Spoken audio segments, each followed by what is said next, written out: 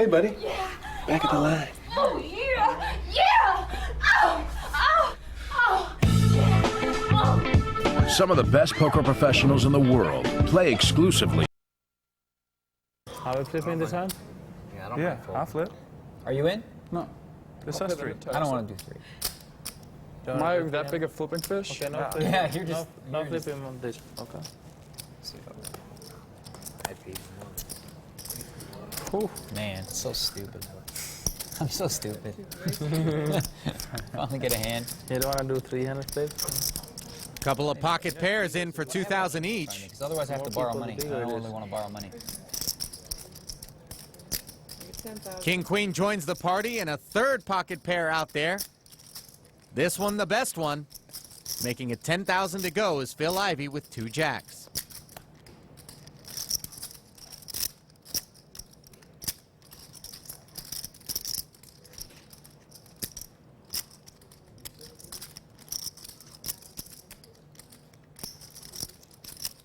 Daniel calling with pocket 3s.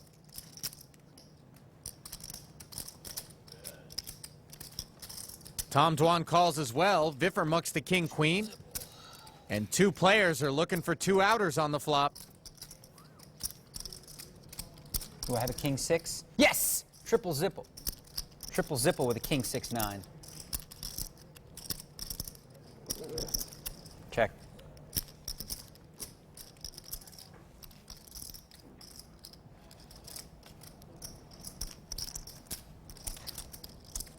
All 3 players check.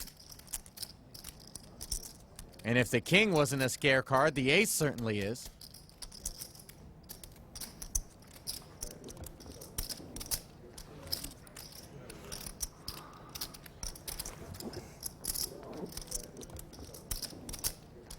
Checked all the way around again. And Dwan hits 8s full on the river. Double checking.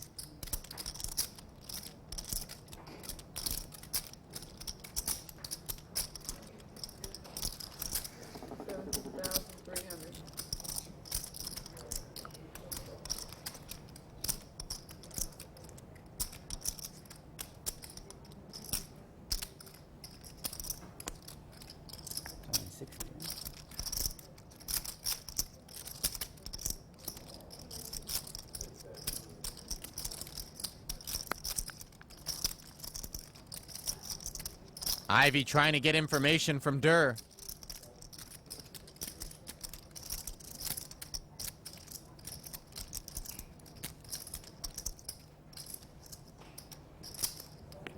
I got it. You said I got it again? I keep hearing you say you got it. That's weird. I'm sorry. Just That's turn them strange. That's amazing how many times that's the second time I've heard you say you got it. And you said I got it. Huh? It's close. I never say you got it. That's why I forget. I'm sorry. That's one Phil Ivey's going to want to forget about. We'll return to the Golden Nugget with more of our cash game after this. Into the test. Exactly. Good timing. And how often does that work? I was just asking you before. Depends on your opponents. I would imagine so, and these are some of the toughest. So tread lightly. Oh, wait, what did I do here? Did I make it 2,400? I said straddle. I peeked first, but that's Okay, buddy. I don't even know why I did that. because you missed it last time. Okay, that's fine. I was just, you know. That's more than okay with me. You should make it 6,500. Whenever Phil gives the wine, You happen to mention that it's always scary. Always scary. on your button, huh? Check. Ivey defends his double straddle, a penalty for not having straddled last round. He checks the flop over to Dwan. Tom checks with the best hand, top pair with a queen kicker. Update, Ivey's got the best hand, 3 snowmen. But also gave Tom Dwan a flush draw.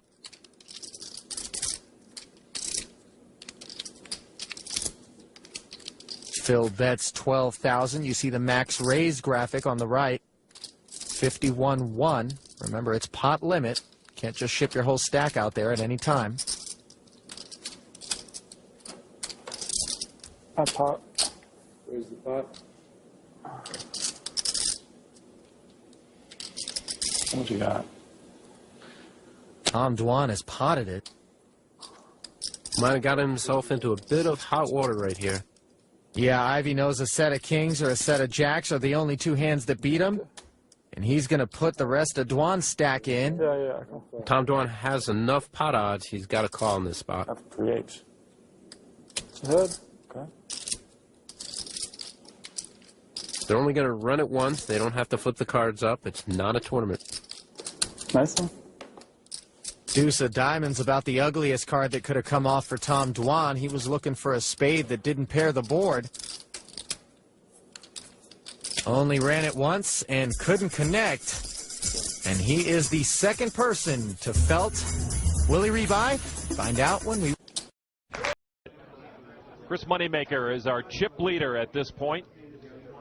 Don't expect him to do anything huge, but he's looking at ace-queen, so he's going to make some sort of move. He bet 60,000 on the ace-queen. Action over to Phil Ivey now, and looking at a couple of nines. Phil Ivey always loves pocket pairs. He'll call it. Next in line is Jason Lester. Ivey with the lead with the 2 nines. Well, Lester with a couple of 10s. And at least before the flop, you figure he's going to stick around, and he indeed does call that.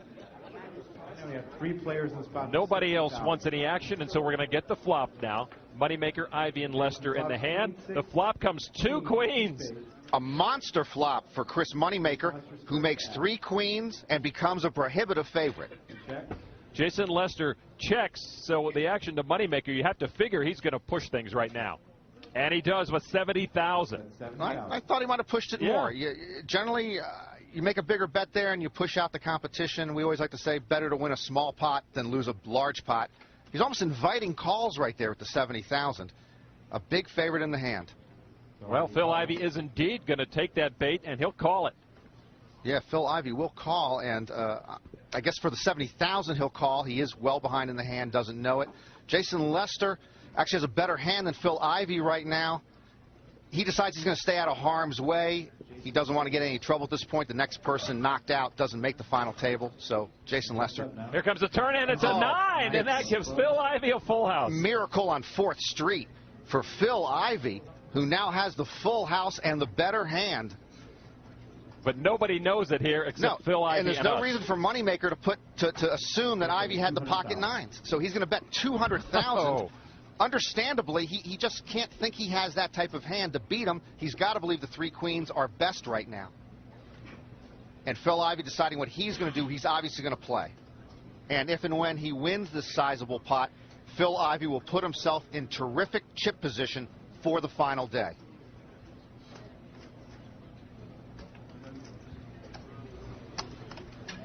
All in. He is all in.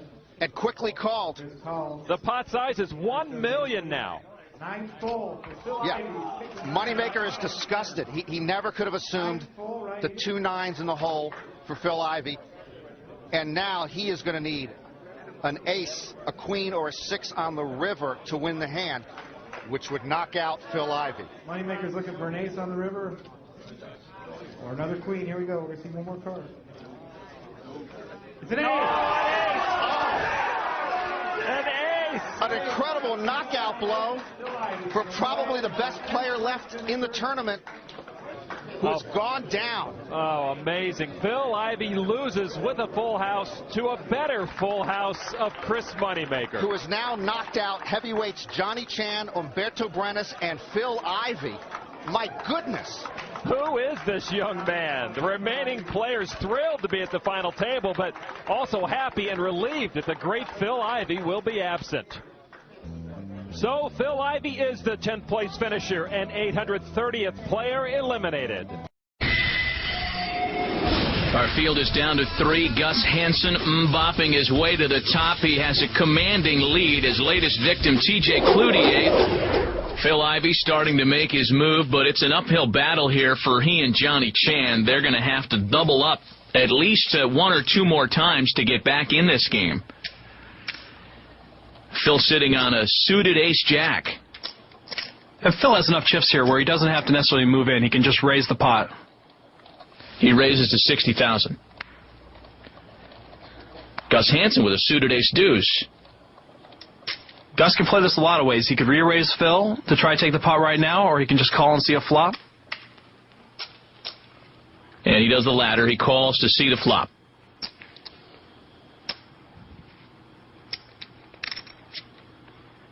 And Johnny Chan folds. So two players on this flop now. That icy cold stare of Phil Ivey. The flop is a pair of eights and a 3. Which doesn't improve either hand, but leaves Phil Ivey in a very commanding position. The thing is, though, Gus Hansen may not know that he is behind in the hand. And Gus may very well bet here. Gus does bet 75,000. When a guy bets into you when the flop comes a pair, instantly you think he might be weak. Because you don't think that he would lead into you if you had flopped 3/8. Phil has two options here. He can either call Gus to try to freeze him on the turn, or he can push all in and just test his luck. Phil chooses to call. Gus really isn't sure what that means.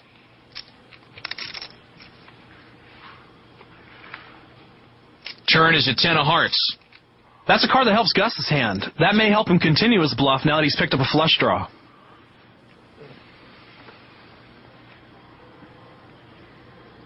Phil is really hoping Gus checks here.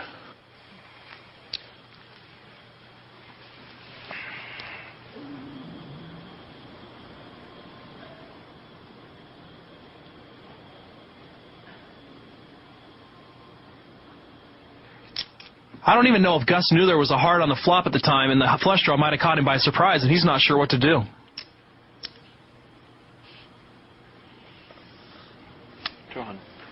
Gus bets 200,000. This is a bully bluff. It's a bully bluff, and it's very, very bold. This is an outstanding bet by Gus Hansen. It's really putting the pressure on Phil Ivey. And for Phil Ivey to just call this, he's basically risking his whole tournament. 200,000 is a good portion of his stack.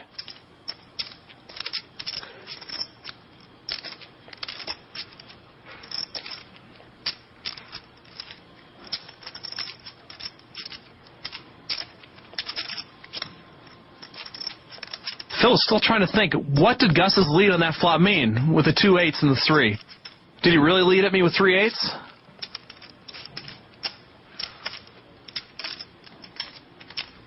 We know that Phil has the best hand. But this is really a hard hand to play. No, it's really difficult to call. He has no pair. Just ace-jack high. And Gus has bet into him twice, this time $200,000. And he folds. Phil Ivey folds, and Gus wins the pot. Gus Hansen takes down the biggest bluff of the tournament right there, and he didn't just have to bluff once. He had to bluff twice to take down that pot. Thanks, Mika. And now Cheryl Hines finds herself all alone with two pros. I don't like this spot if I'm her. I don't like this spot if I'm me. Up against Ivey and Lindgren, and you're the short stack? Very intimidating for Cheryl. 8-3, not going to cut it. She ducks out of the way, leaving the two pros to cannibalize one another here. Ivey Limpson on the button. The 8 deuce. And Lindgren gets a free look at the flop of the ace-6. And Lindgren flops the top pair of aces. Ace-10-7 on the board here. Eric checks over to Phil, who bets right out.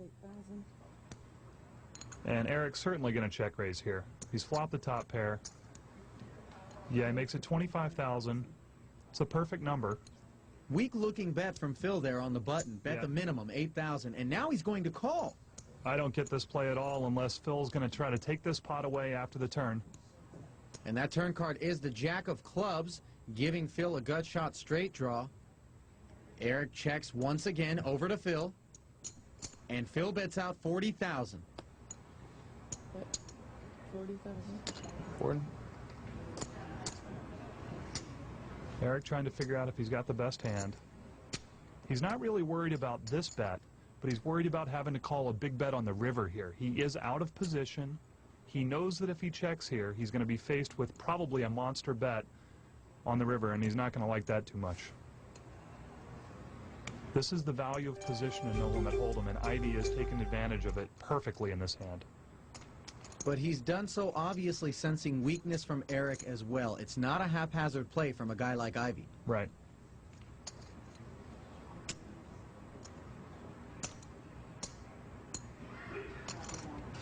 I think if Eric calls here, he has to be committed to calling the river if an innocuous card comes off. And he knows it. He makes the call, 40,000. I expect to see a check call here on the river for Eric. And that river is the 4 of diamonds, no threat. And Eric checks once more. The only way Ivey can win here is with a big bet. He has to tell a consistent story. It's probably putting Eric on a hand like Queen 10 or 10-9 or maybe 10-8. Those are the hands that seem to make sense to me. Those would, of course, give Eric a straight draw to go with his pair.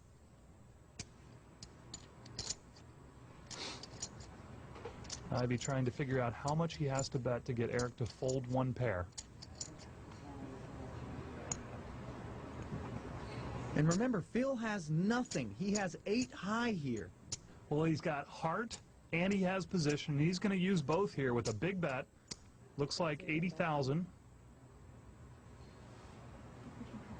And now Eric, tough decision for him here. He feels compelled, obviously, to make the call on the river, given that he thought he had the best hand on the turn, but things just don't add up for Eric here. No, they don't. Probably should fold it on a turn, then.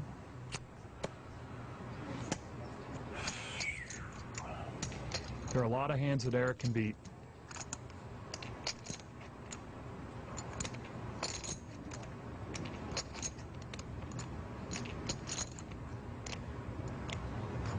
Ivey knows Eric is putting the pieces of the puzzle together.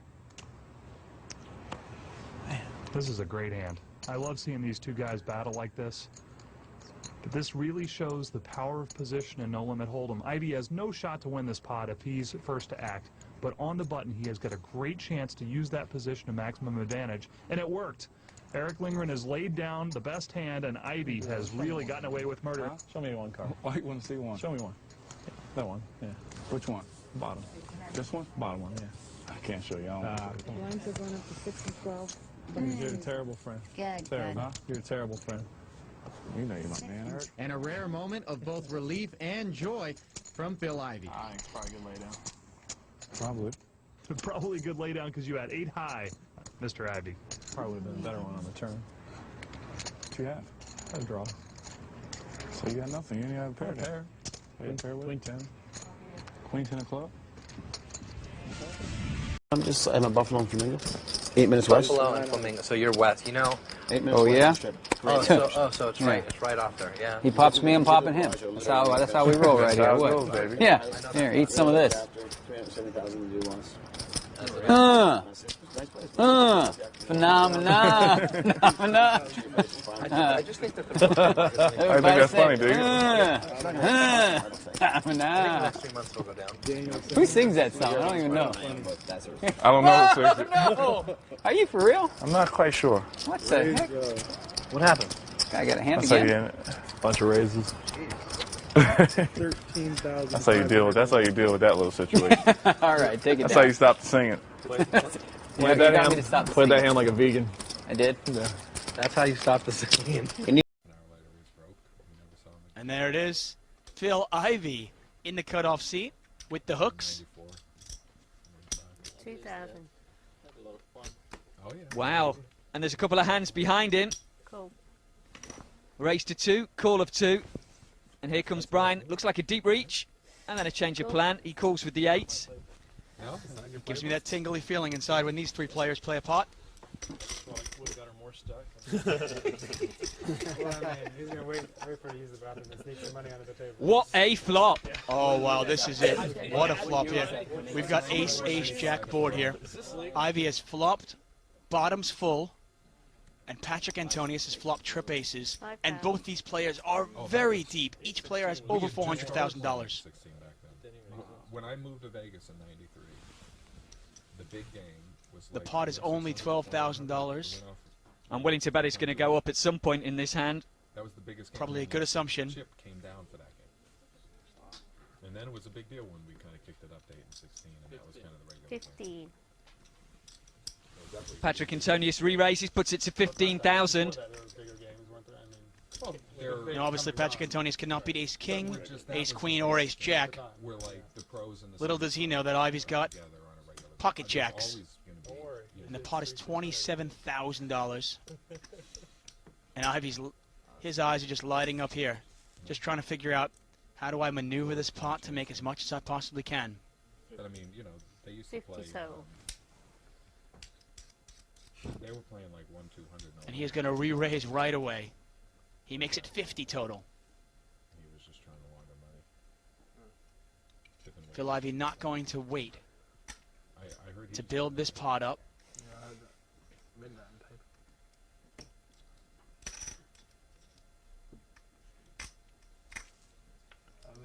Patrick Antonius does have some outs here.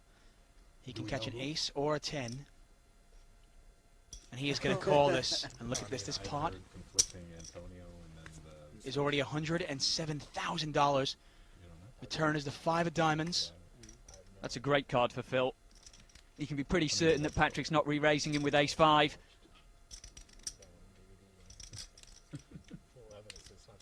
Although, if you remember correctly, Antonius did win a huge pot with ace-4 against Phil Ivey earlier.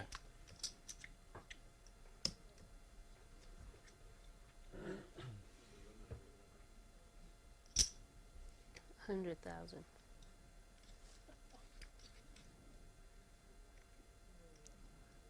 And this is a huge bet here. Phil Ivey is making a $100,000 bet. Those are $25,000 chips.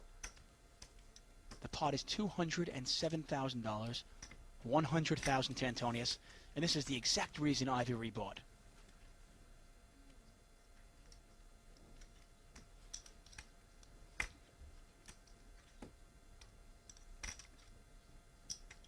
Well, that $100,000 bet is really going to confuse Patrick. He doesn't know whether he's up against an ace-king, an ace-queen. He tried to find out with the 15,000 bet.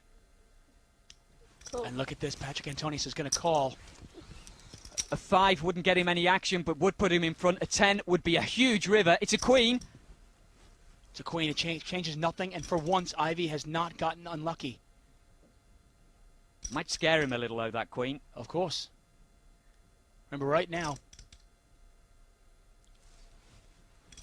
they're all talking at the start of this hand. Now everyone's watching. This pot is 307,000, and it could be getting bigger.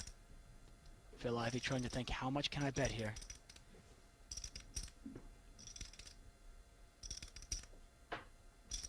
This is an enormous pot. Phil Ivey, the master, trying to figure out exactly how to get the big call.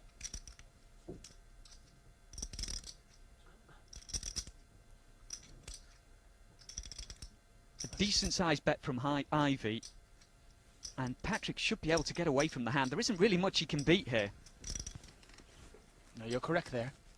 But the pot is $300,000. What about the human side of it? Can you really let $300,000 go?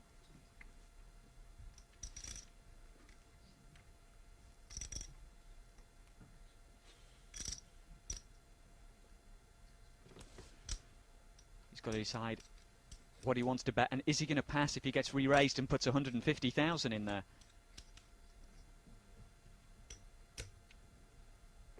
I think he's probably going to bet about 200,000 here, maybe even more. The pot is $300,000. Phil Ivey, an absolute master.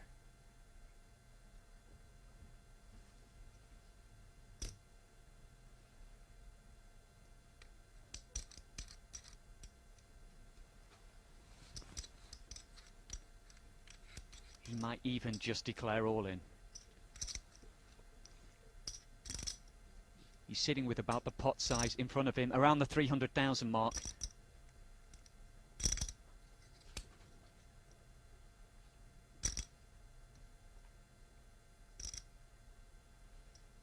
And could Phil Ivey get even in just one hand?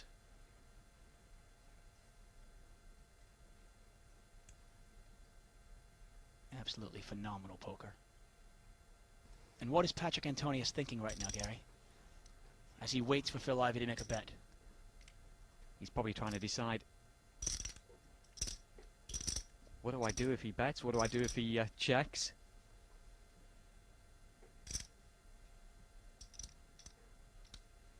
Phil Ivey, obviously really thinking this through. The wheels are turning.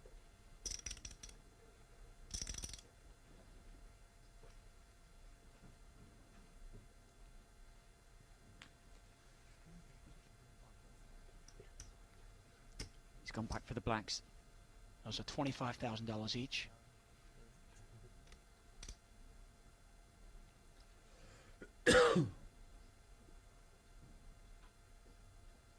This could really sort him out. And look at this. This is the bet. It's $225,000.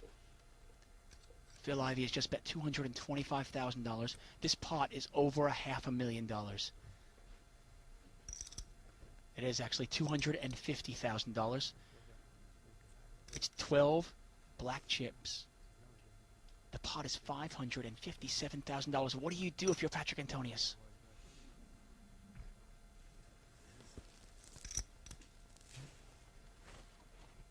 $557,000. The only thing he can really beat now is a bluff. He knows if Phil Ivey is re-raising him on the flop, a third bet, he should have ace-king, ace-queen, ace-jack, jacks full. But it's also got to be going through his mind that Phil Ivey is stuck, and he is stuck big.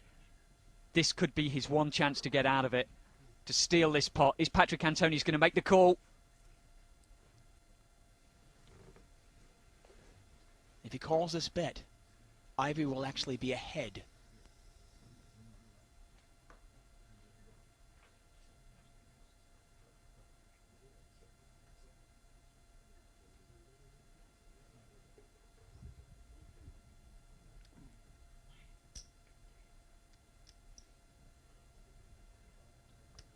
That's all it's going to cost. Just 10 black chips. Exactly, 10. Doesn't sound a lot. Just a little bit of plastic. But that is $250,000.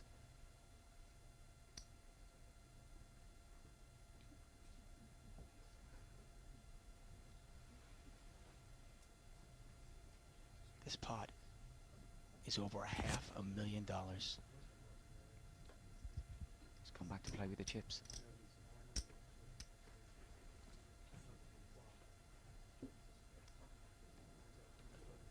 Not much Antonius can beat here. But can he say goodbye to that big a pot?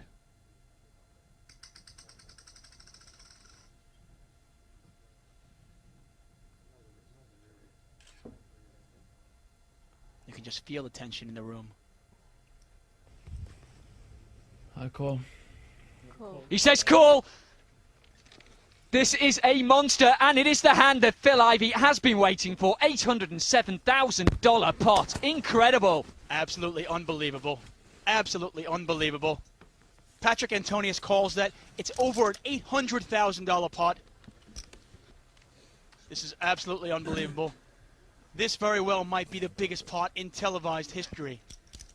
Over $800,000, and in just one hand, Phil Ivey has turned it all around. Oh, that has got to be sickening to Patrick.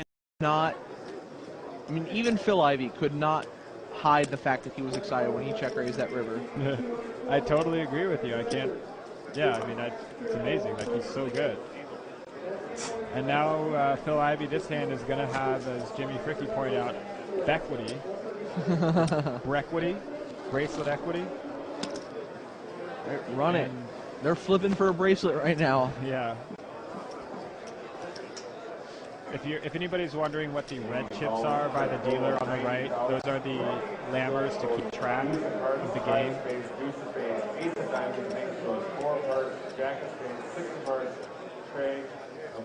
Sorry for speaking over the hands. Jack 6, 4, 3, and ace deuce deuce 5.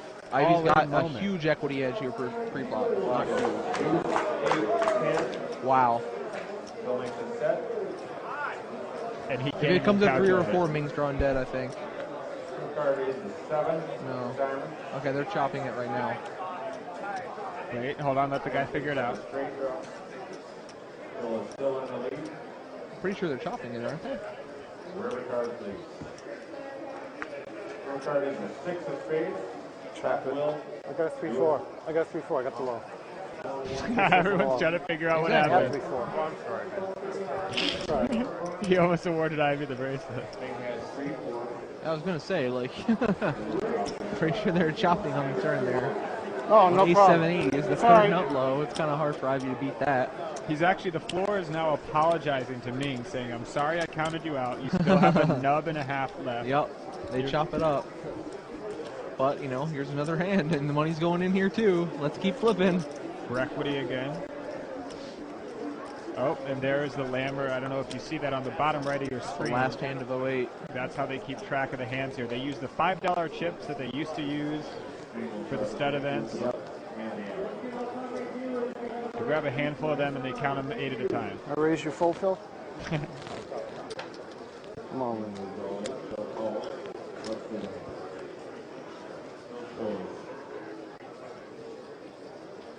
Nothing. Jack,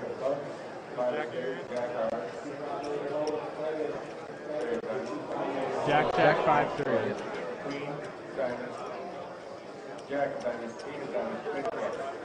Queen, Jack 8 against Jack, 5-3. I think Phil is a, well, small dog, right? Yeah.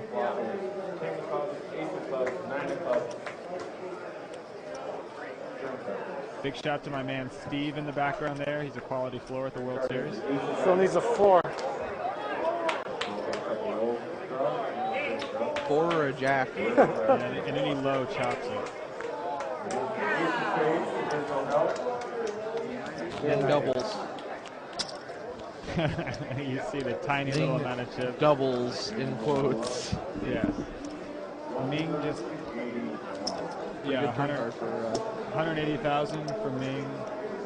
2 infinite million for 2.65 million we're hearing for Phil Ivey. So we're watching on the verge of winning his second bracelet. And big shout to the ESPN and Bluff production team here at the World Series. They do a great job. We were not supposed to cover this event at all. I'm not even supposed to be here today. Nice little Clerks reference there. Thank you, Mr. Tricky. That's why they pay me the big jerky back. And no, they got it together. They got us a bunch of camera angles for this. And now they even have us like a nice picture of the board. It's even though it's stud. Yeah. That's, you know, A for effort. Ace of spades, baby. You know what they say about the ace of spades. Prettiest card in the deck, said the Norman Chad. Oh, I could look like Norman. I could be a Lon, I think. What do you think? I mean, I'll go if you want to do Halloween this year, Jimmy. Oh my God, that'd be fantastic. I like a solid 2-person costume. I saw the security guard once who looked exactly like Norman Chad. That was, you know, he's actually been demoted recently. I told him he looked like exactly like Norman Chad, and he said everybody's all in. Say my Norman Chad story. Stud. All right. Oh.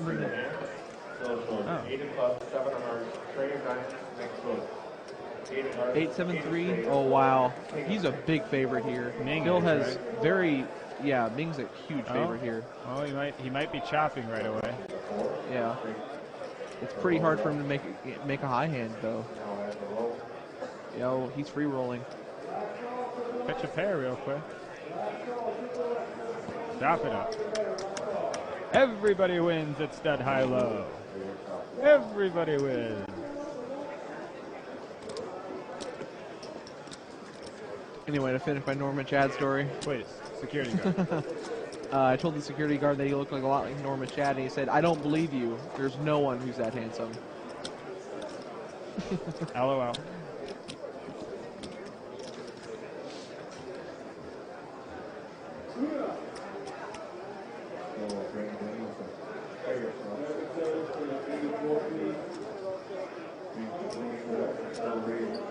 Raise.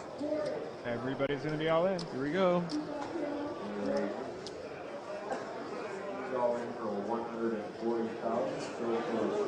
Two queens. Wow, queen, queen, three. He's got, and Ming needs serious help here. Ming's a big dog. Oh, yeah. Now, without 3 lows. Oh, wow, he catches a dead queen, too.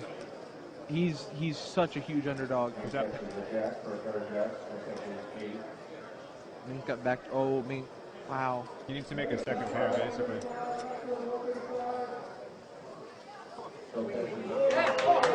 Wow, he's going dead. Donk down. Second bracelet this year. Donk down. Phil wins the bracelet. That is amazing. He delivers the facial with the queen, the case queen. Dead. Wow, look at that. Thanks. Yeah, Ming Lee. That was a well thought out. Yeah, I mean, he gave it a shot.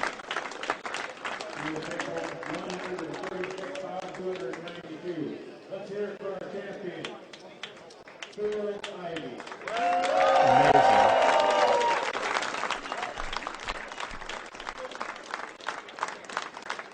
Well, if the boys look like they have long faces, if the Eli Alezras and the Barry Greensteins of the world are a little bit sad tomorrow. I don't know why.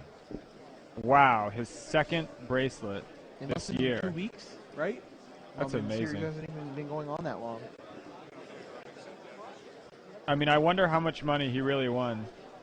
You know, One can only guess. I can only imagine the running backs there were. I mean, he had to have gotten better odds. His hand. That's an amazing accomplishment. It really is. We're Yeah. going to have Ming Lee, the second place finisher. We have Phil Ivey here. Phil Ivey, Brian Mike on Jimmy Fricke. We've been announcing you. This is an amazing accomplishment. Your second bracelet in as many weeks. How does it feel? What does this mean for the bracelet bets? Is there anything you could tell us about the ridiculous baller action on the bracelet bets? Is basically what I'm saying. I scooped all my bracelet bets, so that's what this meant. I made a settlement with a guy, the last event, a pretty bad settlement, which meant I had to win another one, and so I ended up winning this one. So I ended up scooping my bracelet bets, so that's nice.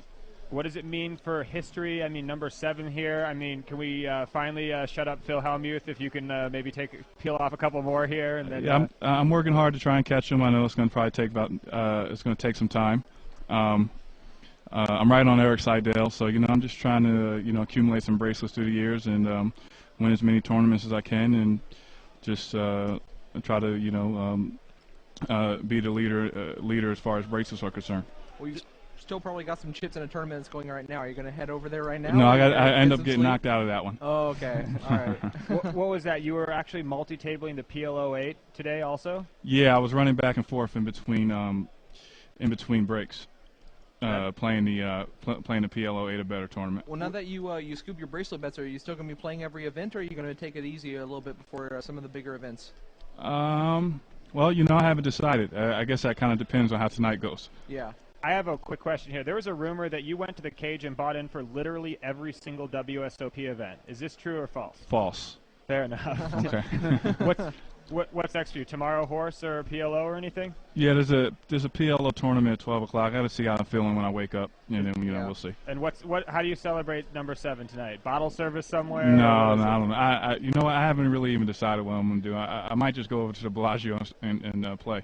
That's awesome, man. You're a true gambler. We really appreciate it. Thank you so much, and best of luck. Thanks. That is going to conclude our coverage. Players playing for the $1 million first place money, $600,000 to the runner-up. Chip count now just about 4-1 in the favor of Phil Ivey. Paul Jackson, however, has breached that magic million chip mark, and were he to double through, we'd be looking at a real horse race here. Well, it's such a different game, two-handed here.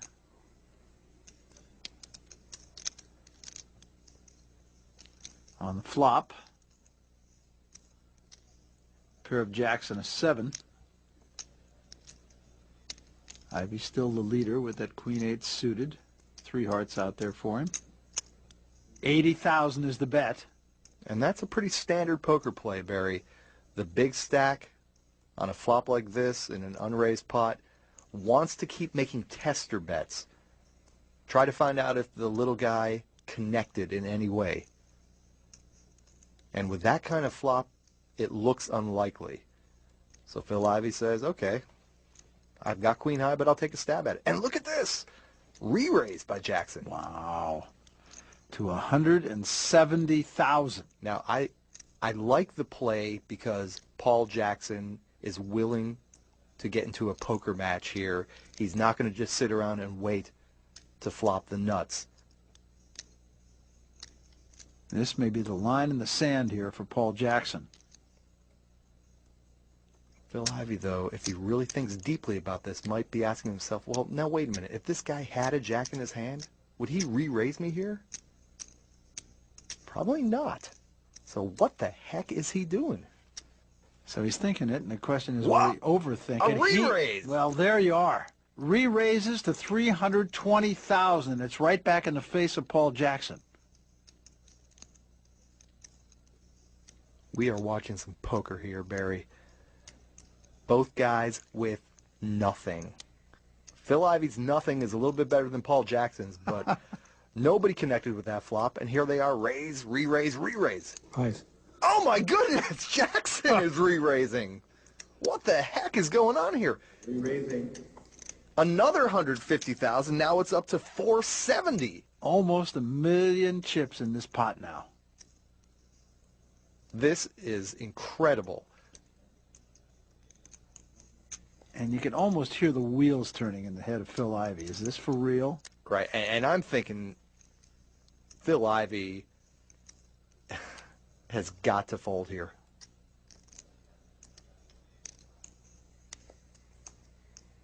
Yeah. I mean, is his opponent going to raise him twice with nothing? After Phil Ivey has shown strength? How much you got left? 360. 380. 360, 380. 380,000 is what Jackson finally arrives at. Barry, let's put this in perspective. We're looking at a 1 million chip pot, and both players have nothing. We are looking at two guys bluffing with nothing, both of them. Who's going to blink? With 2 cards to come. I don't think he's going to blink. I don't see how he can possibly continue in this hand. Everything Paul Jackson has done. All in. What? That's why we're here and they're there. Absolutely astonishing poker. Not much point drinking, is there?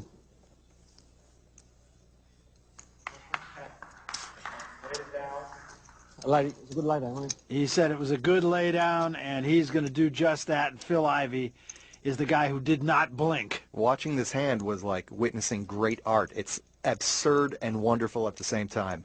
It's just mind-blowing what we just witnessed from Phil Ivey. Oh, Michael, let's